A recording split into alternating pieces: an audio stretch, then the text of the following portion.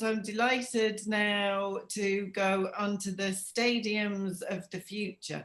So, you know, we've gone from looking at what to do to reopen our venues, but what should we be doing next when it comes to, you know, building these behemoths of beauty to do live events. So I'm delighted to be joined by Maria Knutsson-Hall, Principal of Populous, Andy Simons, Founding Director of KSS, and Ben Jacobs.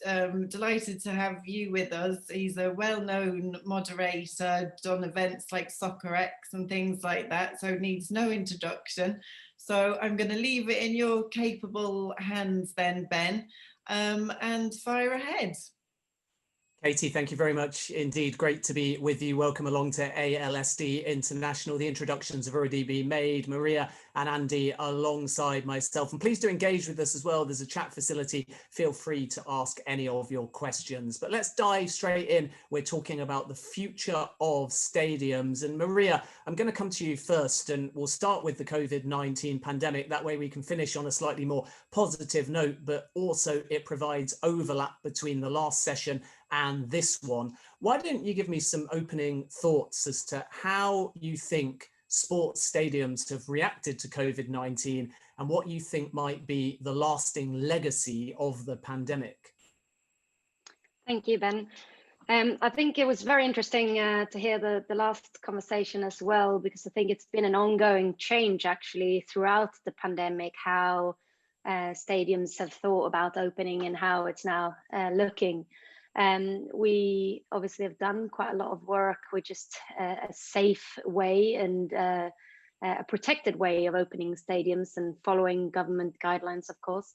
I do think there's really a bright future, and you also see some of the research that the guys in the previous panel said that the confidence in supporters is rising, and they do feel they want to get back and watch live football or, you know, other sports. So I think that's really quite positive outlook. I mean, in our case, what we are doing is we're looking at segregated, safe ways to be able to still obtain and have these measurements that the government has in place. And for us, that's really you know, the beginning of this, and we'll have to be able to flexibly adapt and adjust these measurements as we start to open up the stadiums. And Andy, thanks for joining us as well. Of course, a lot of the current measures in stadiums to do with COVID-19 might be transient or temporary, but what about long-term, permanent, lasting effects that are positive in this industry as a result of the pandemic? I'm thinking about digital ticketing, or ultimately that hospitality style service where maybe every fan, even outside of hospitality, can order something straight to them. You know, these things at the moment when fans return are purely down to safety, to avoid contact and too much movement. But do you see any of the measures introduced during the COVID-19 pandemic as and when fans return being more of a permanent fixture? Well, I mean, it's a tricky one, isn't it? Because the whole sort of return on investment business case for stadium relies on an absolutely packed venue, not just in the terraces, of course, but, you know, throughout the entire stadium. They want and expect and just desperately need to be completely full again. So we have many challenges in bringing people back comfortably to that, and I think the previous session was very good in addressing some of those challenges.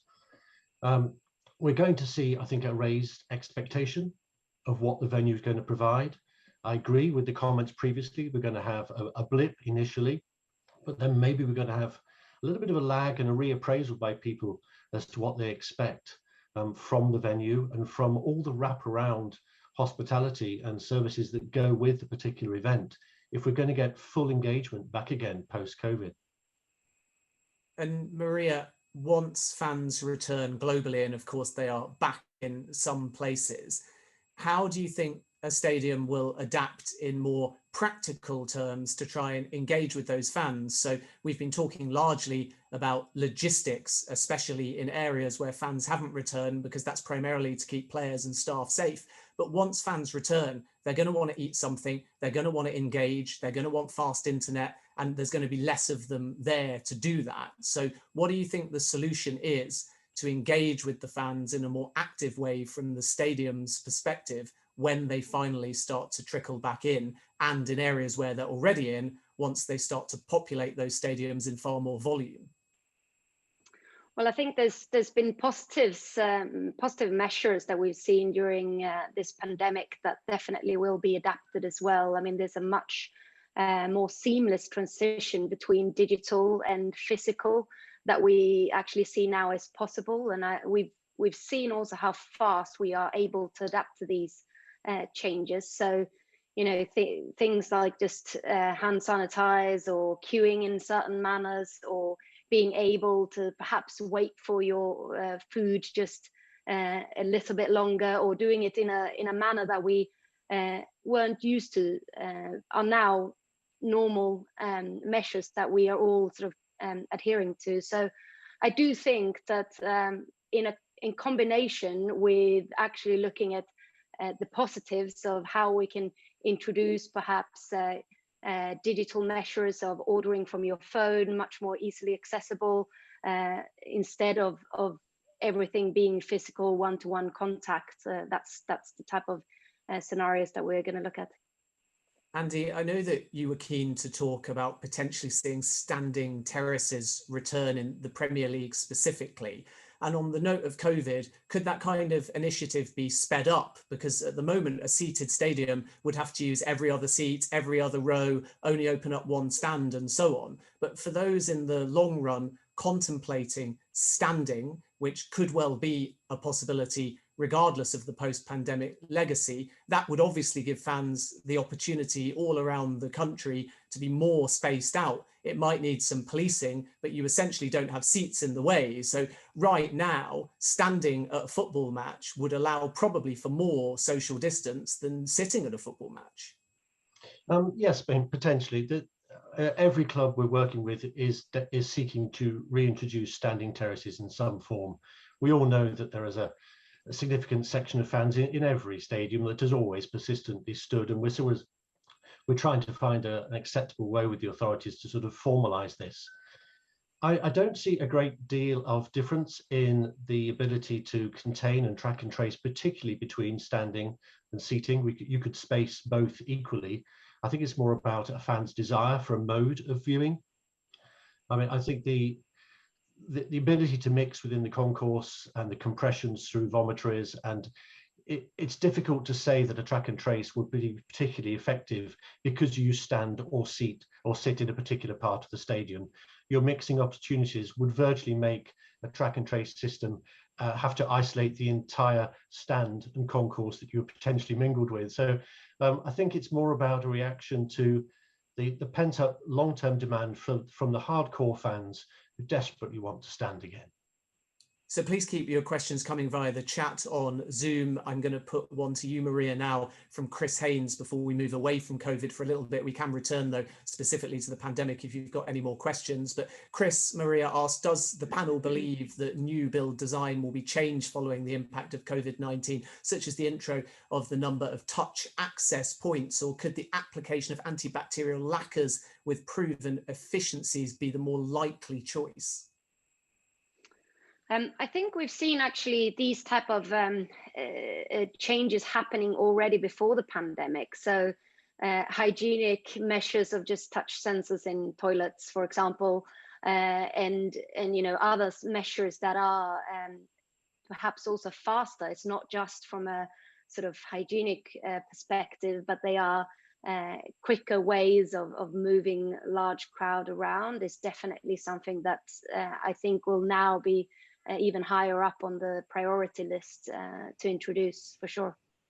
Thank you very much for that question, and please keep them coming via Zoom. We want to make this as engaging as possible. Let's just move on to a slightly different theme, which is sustainability, because we, of course, are not just talking about how stadiums will adapt to COVID-19 in the short term. We're also trying to predict what direction they'll head in the longer term. And I think, Andy, it's fair to say that every new stadium will factor in sustainability, but there's maybe still some way to go with existing stadiums being more sustainable. Solar panels, for example, particularly in England, are lacking to other parts of the world like Europe. I can think of Forest Green Rovers, Bristol City, which was an initiative that was paid for by the local government authority. Everton's new design stadium has solar panels factored in, but generally, how sustainable do you think our sports stadiums are in the United Kingdom and beyond? And what more measures can clubs take in the short or medium term to become more sustainable?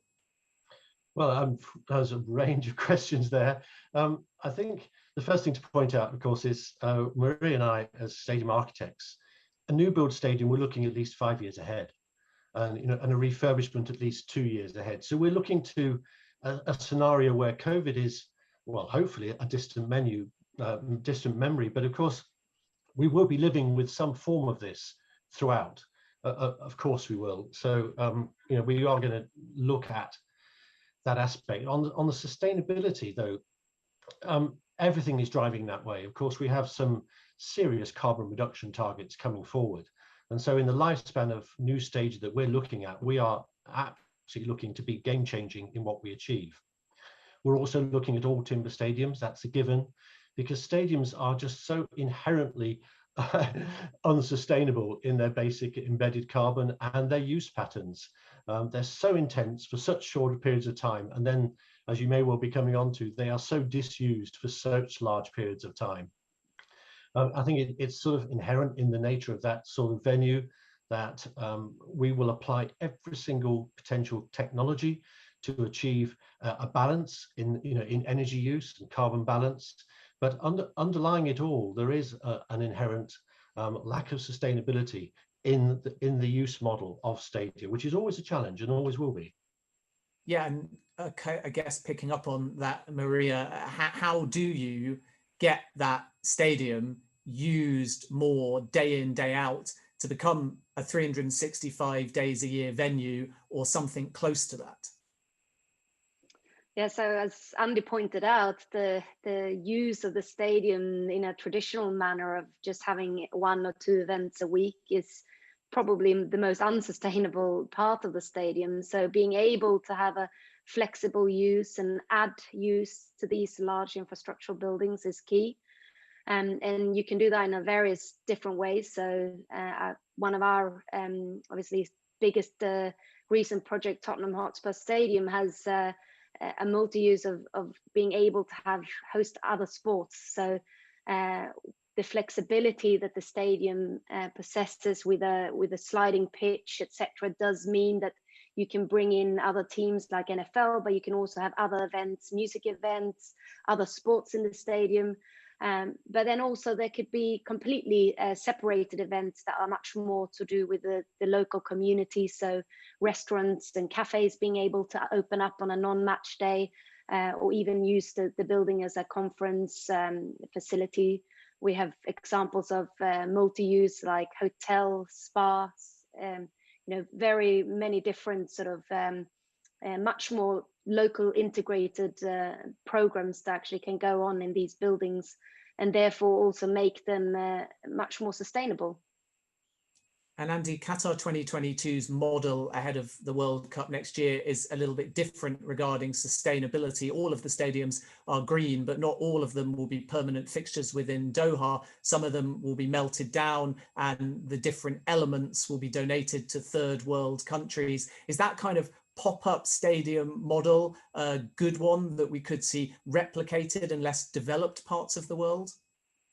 I think Qatar is possibly a one-off in that, in the sense that in that particular region, of course, with a total population of only 1.5 million and only 300,000 to 400,000 Qatari residents, building 7 stadia of 45,000 plus was obviously inherently unsustainable as a long-term model. And so they had to come up with a extremely creative and not exactly cost effective, but a creative and appropriate sustainable model to reduce those stadiums down to something that was more relevant to the population that would be going day to day. So I think in that particular region, we're seeing a very country specific response to a long-term credibility of the stadium legacy that they're going to have. And all the designs and the ones we worked on very much do have that significant halving of their capacity and return of not only the terraces that were taken out to, as you say, other nations, but also a complete repurposing of the upper half of the stadiums into community sports and community health and education functions. So it's not just a reduction, it's a complete repurposing. So we're very keen to see that roll out through post 2022, of course, and achieve probably by 2025 a very different looking stadium asset in Qatar. Maria, as Andy says, Qatar's sort of an inverse model, but a lot of clubs would prefer the opposite, to have a new stadium or a developed stadium that constantly can be retweaked to stop them having to eventually every half century or so build a new stadium. So I guess my question to you is, do you think the shelf life of any stadium is going down, or do you feel that because the design is more adaptable, fluid and sustainable, clubs that are either renovating or launching new stadiums can be confident that that stadium will have a longer shelf life? And if so, how? I think it's also important to think about the stadium in various different scales. So we 100% think that a flexibility and adaptability of these large buildings is key to have a longevity, and I do think that they will. So but what's important to think about is that the scale, that you also allow for an overlay that can change and basically be redesigned on a shorter basis. That doesn't mean that you have to knock down concrete walls and the shell and core of the building. Of course, that's something that I do think still will have the lifespans that you see traditional stadium buildings have. We'll move on to hospitality in just a moment, then we'll touch upon digital and technology and what future stadiums might look like more in 20 to 50 years. But let's just jump in with another question to make it as interactive as possible. Andy, this one to you from Thorsten Frere, who says, linked to his previous question in the panel before, do we think biometrics will be a part in the future of stadium design and implementation? Biometrics in the sense of identification on arrival, that aspect. I think, yeah, we're going to have a complete massive enhancement of digital overlay in all respects in stadiums, and I think, Ben, you're going to touch on that in the next questions. But I think biometrics, there's, as was mentioned in the previous session, there's a GDPR element of that, but I think there will be a certain element of transparent understanding of sharing of data just for a collective sense of safety, particularly health data, maybe vaccination certification proof. But I think biometrics will come in, be it in fingerprints for payments or even retina payments. I mean, this technology is happening already. There are elements of biometrics that will mean everything is non-touch, which has to be positive. So I do see it coming in, obviously by consensus. People have to accept it and approve it. But yes, I see a big element of that overlaying all stadium technology.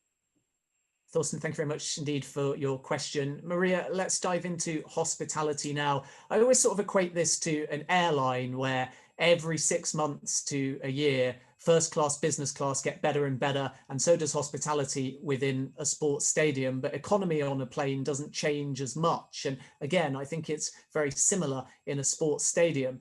How, therefore, can you design a stadium experience that gives better value to your average fan, as opposed to trialing everything innovative and higher end and new and technology driven solely for hospitality alone? I think actually in the recent projects and big stadia that we've created, the biggest shift has been for the general spectator and not necessarily for the hospitality supporter or visitor. Again, to take the Tottenham example, the upgrades that the general spectator has, and just the environments and the experience they have are so much greater than what we've traditionally seen. I think when you look at Gen Z and younger generation, there is a completely different aspiration, and the what they're looking for and the expectations of a higher quality experience does need to be met in these large buildings, and that's really the change we're seeing. So anything from just the materials that you're surrounded with, but also the F&B offers, all of this has been upgraded, as well as the experience in the bowl, of course. So to enhance that atmosphere, in the end of the day, the hero is what's going on that sport field, and that's what the fan is there to see. So that's key for that part of that experience. Andy, I would agree. What fan expects? Please go ahead. I'd agree completely with that. I mean, they're the forgotten 85% of every stadium, aren't they?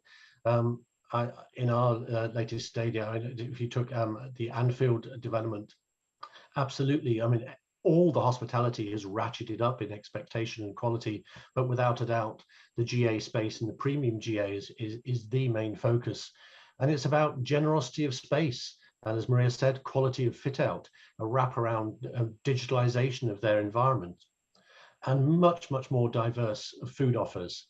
Gone are the very, very narrow and, dictated typical offers that you get. And this is expected because when people return this autumn, hopefully in significant numbers, even 100% numbers, there'll be a certain jaded eye, I think, with the stadiums they're returning to. I'd like to think that we'll be launching on some quite significant and fast refurbishment overhaul programs of our general spectator areas to bring them up to speed with where they need to be. And Maria, following on from Andy's point, how do you think digital has changed the design of a sports stadium? As we've already touched upon, Qatar 2022 is innovative on the sustainability front, but it's also likely to be the most digital ever World Cup. So how important is it to factor digital in? I think that's extremely important. Again, I mean, we see research often showing us that the spectator, the fan wants variety. They want to be able to actually control their own experience. So stadiums now, they compete with large HD screens, your iPad, your iPhone, where you can get recaps, highlights, very, very fast, different type of ways of consuming the sport. So I think that's key for the live experience as well, to be able to be more in control of the offer you're getting, but also being able to make that offer bespoke. So it can be anything from being able to adjust, getting recap in your phone, in your seat instantly, maybe even in a digital environment. I mean, we're seeing, if we're thinking future, we're seeing the Google glasses, tools that can really help alleviate this bespoke experience. So I think that's really where the future is going. And I suppose, Andy, our stadiums don't just have to provide digital aspects, fast Wi-Fi, the opportunity to use an app to order. It has to be more active than that, doesn't it? Because a modern football fan doesn't just want internet and to watch a game. They want on that internet a second screen experience. They want the gaps in the game filled with the opportunity to engage. They want incentives. They potentially want to shop and order from their seats. They want elements of gamification. So how can modern sports stadiums integrate those kind of more active aspects of digital? You're absolutely right. We're going to need to see a massive technological upgrade in our stadiums. We've all, and I've changed my view over the course of the last year, without a doubt. I was an absolute, to some extent still am, a purist about the 245 minutes.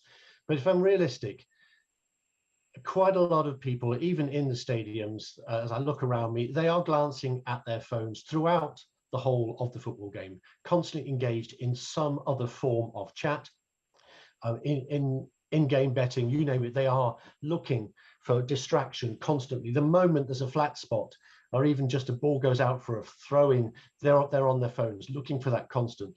And I think this digital wrap of seamless entertainment has only become more enhanced as we spent a year on the sofa, just living in that world.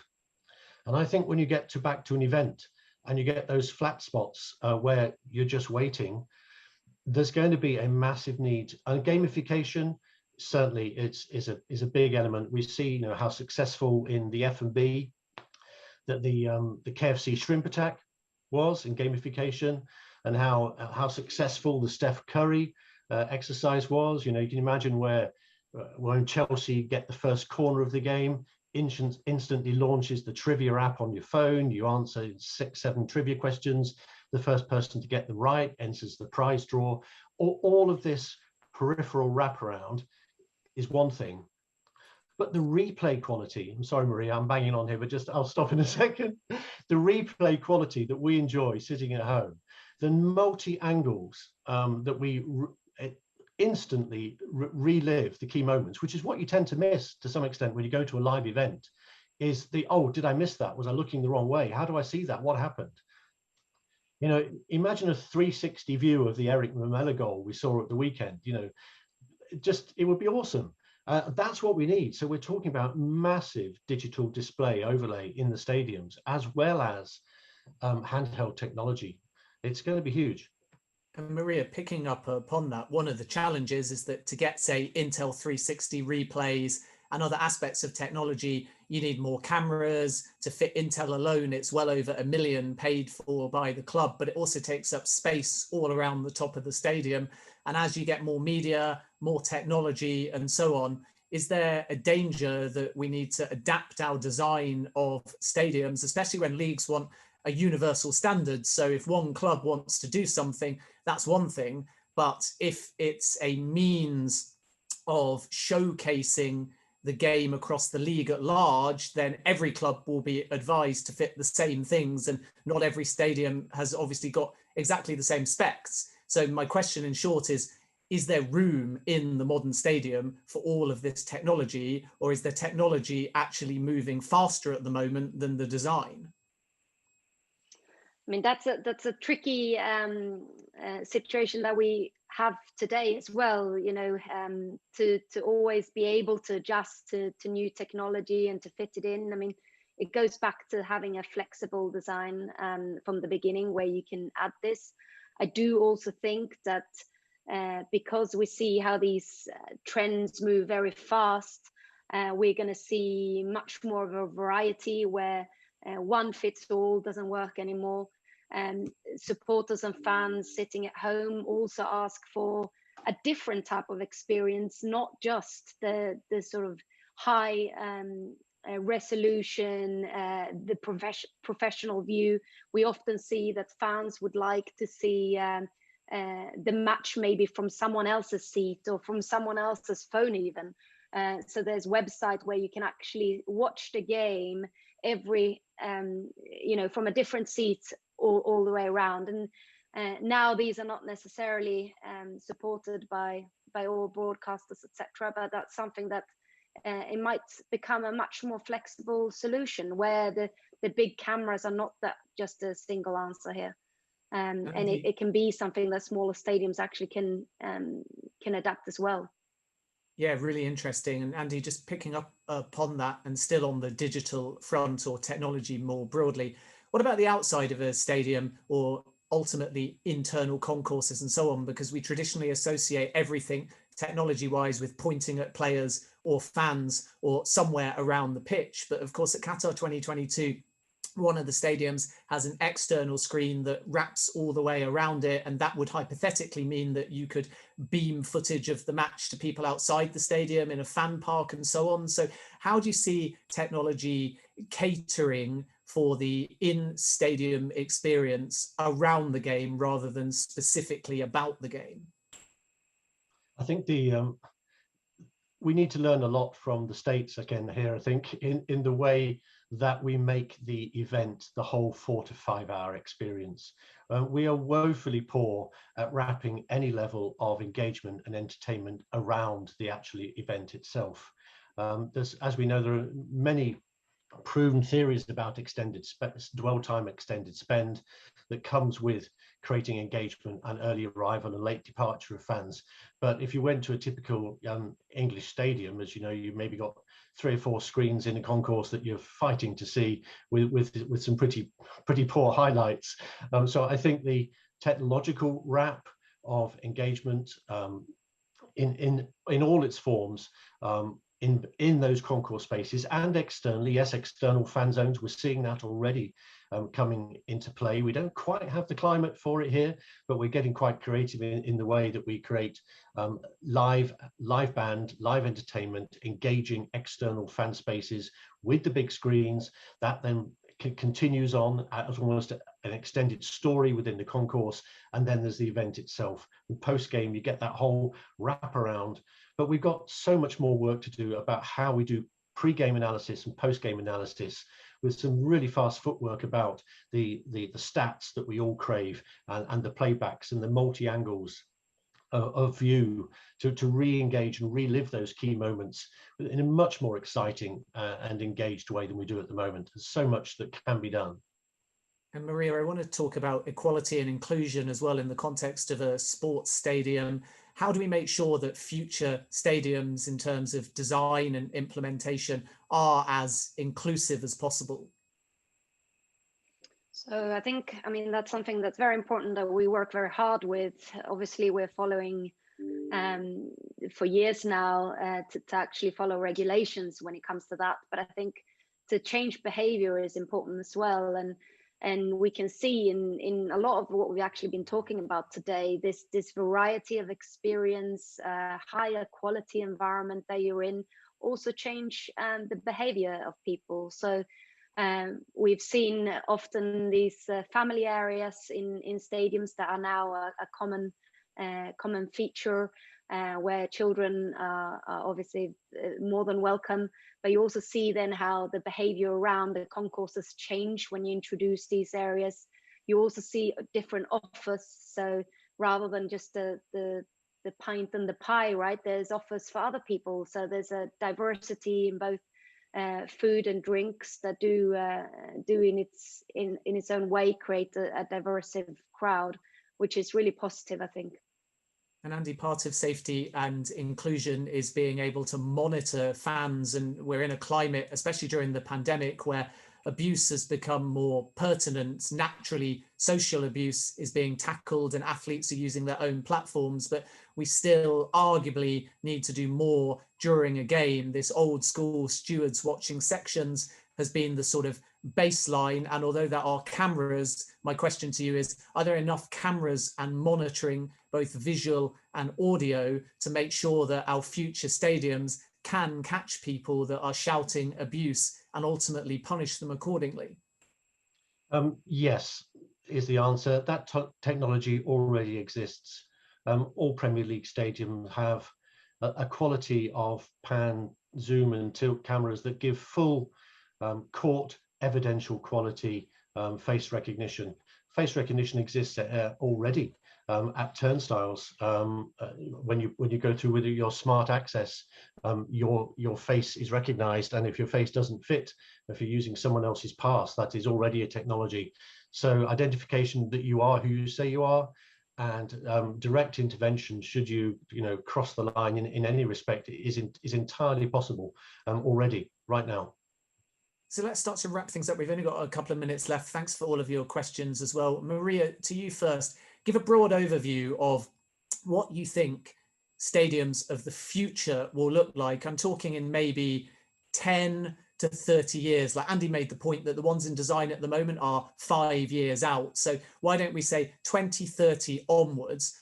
What significant in terms of differences will be a part of these stadiums that maybe we don't see now? Well, I think, I mean, there's many aspects to touch upon, but I think we're going to see buildings that have a variety of use.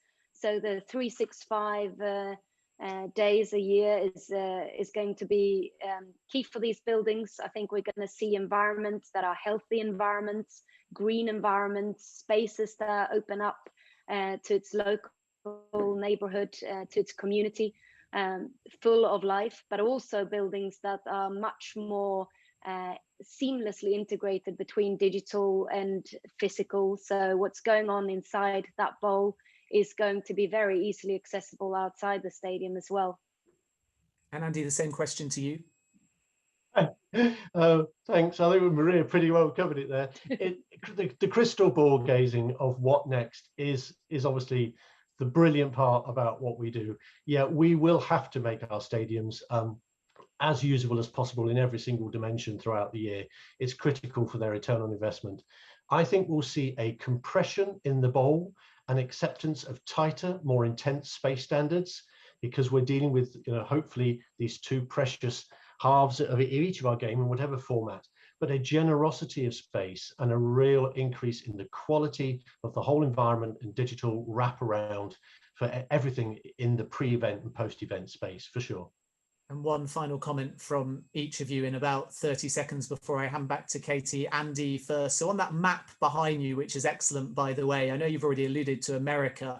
Is that the region you think is leading the way? And if it isn't America, which part of the world should we be looking at as agenda setting in this particular industry? I think the best way to look at agenda setting is to follow the World Cup trends. They are the highest standard stadia being created at any point in time.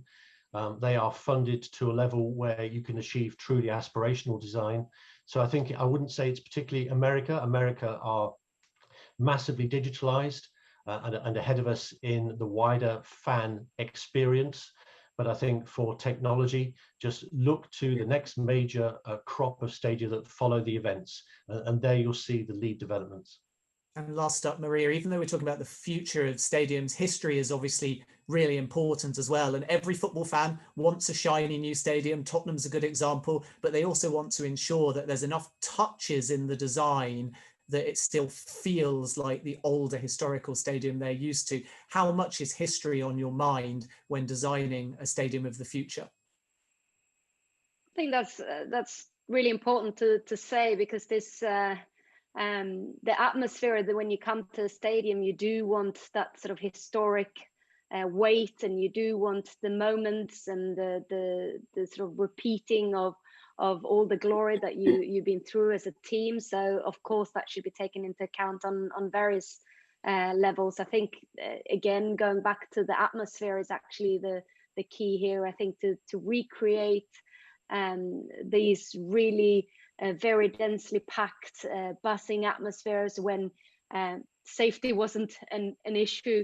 That's something that we think we can do in the future, but being safe and actually being part of a much nicer and healthy environment that is in a modern function of that, essentially. Yeah. Great stuff, Maria. Andy, thank you very much indeed for your time. Thanks for all your questions as well. Really interesting panel touching on a number of different topics about the future of stadiums. And I'll now hand back to Katie, who can introduce the next panel. Katie, over to you.